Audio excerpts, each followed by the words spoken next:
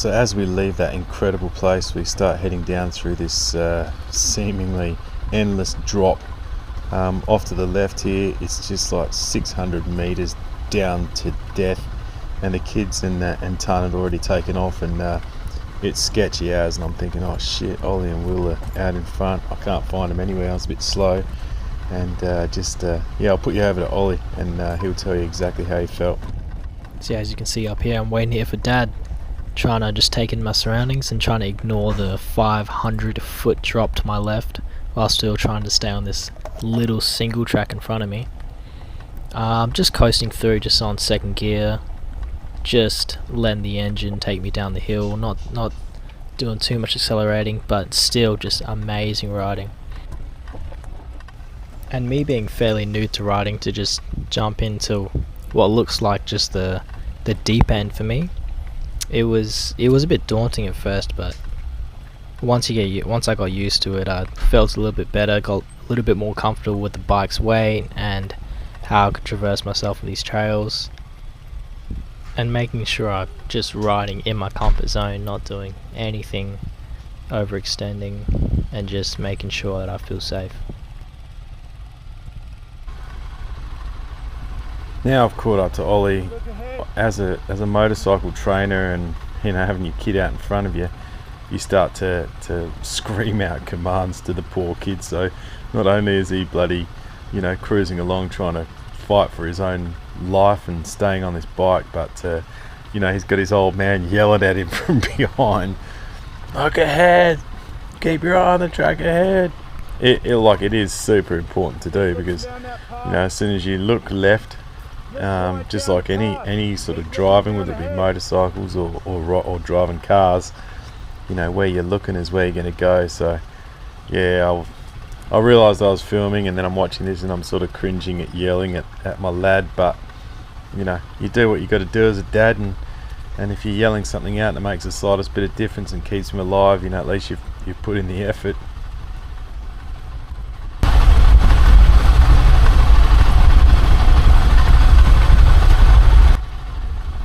Yeah, so this is the afternoon of the first day's ride in Vietnam, and we're already getting stuck into some absolutely sick riding, pretty dangerous as well. And I'm thinking, I've sort of explained to our lead rider Tan that sure, Ollie can ride, but I don't know, maybe I didn't spell it out to him properly, because I suppose if I was leading the ride, I would have been pretty apprehensive about taking him along here. But in the end, he made a wicked call, because these tracks are absolutely unforgettable. I highly recommend getting out there with these boys, because they all know where they're going and what they're doing, and they'll take you on tracks that are pretty much, they're going to challenge you, and also leave you with some of the best memories of your life. Down the steep stuff, Ollie had some good technique. He's standing up using his back brake, which isn't easy for someone that doesn't ride very often. It's even one of the things I struggled for quite a while in the steep stuff when I was younger. So it's good to see him doing that and getting into it.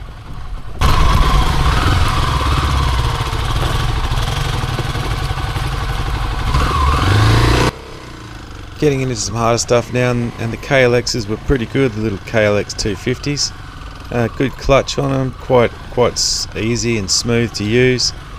Good traction, plenty of weight over the back wheel. So yeah, just really getting used to a heavier bike than normal for me and William anyway, besides the DR. But yeah, when you're in this type of stuff, you certainly would love to be blasting through in a two-stroke, that's for sure. No, Ollie does pretty well, considering he's certainly no hard enduro rider. He's really just a trail rider. So it's awesome to see the lad doing well through the tricky stuff. And that continued throughout the whole ride. He just got better and better.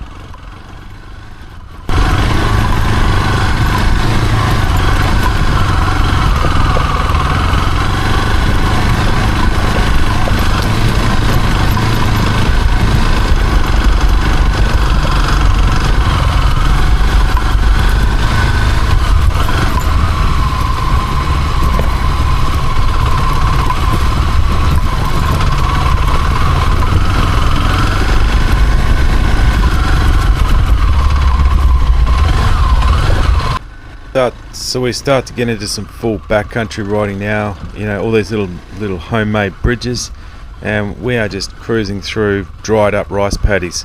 So this time of year, basically between sort of November and April, everything's pretty dry out here. You get this big fog that comes in off the mountains. In monsoon season, it's pretty well crystal clear besides cloud.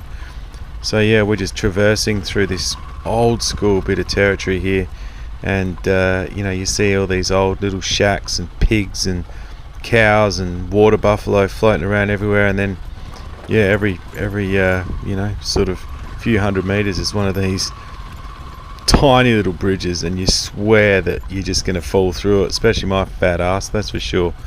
But yeah, they just seem to hold up. It's awesome.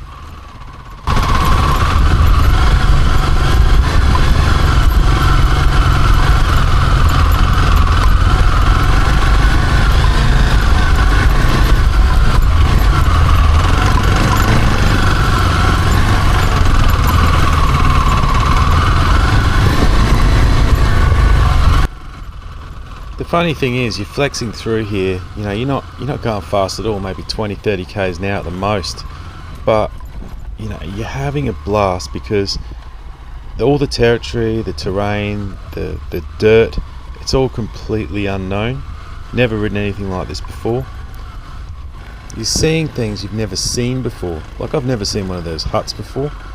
Every single roof in this place is made out of asbestos still, which is crazy. So you're seeing things, you're feeling things, you're riding through things that you've just never seen before.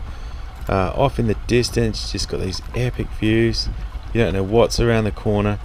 And as you can see, we've got just the worst safety gear you've ever seen for international travellers going on a freaking dirt bike ride. You know, we're running sneakers and jeans. The fact that we've got helmets is a miracle in itself, because we're probably, you know, one of the only 17 people in the whole of Vietnam that even wears a helmet. So, you know, you're just cruising along. It's literally the epitome of trail riding, dual sport riding, whatever you want to call it. And, you know, it's all a survival game for us, and it was just so much fun.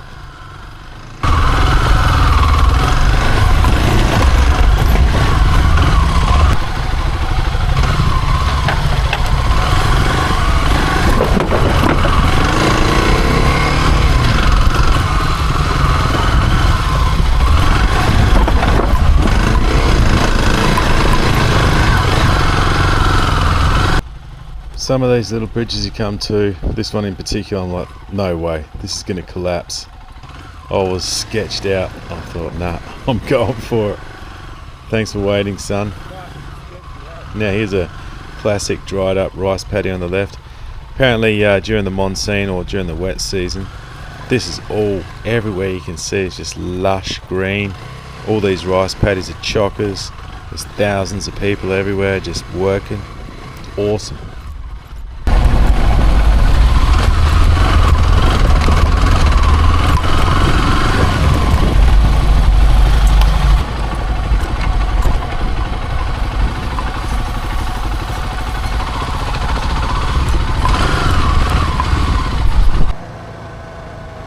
Coming into the town now, I think it's called Moc Dua or something like that. Beautiful town. We were freezing, like we're at, you know, 1,000+ meters high, and you know, been riding up there all day. So in all of our awesome climb, high quality jeans and safety gear, bought from Target or wherever we buy them from. But yeah, so coming into Moc Dua was a welcome relief. We knew that we weren't too far away from some good food and a great place to stay, which, yeah, we were all desperate for. This is my good mate Tan, lead rider and expert barbecue chef. And we've arrived at our accommodation. 300 k's today of epicness. It was absolutely sick. What do you reckon, boys? Yeah, wow, don't get too excited.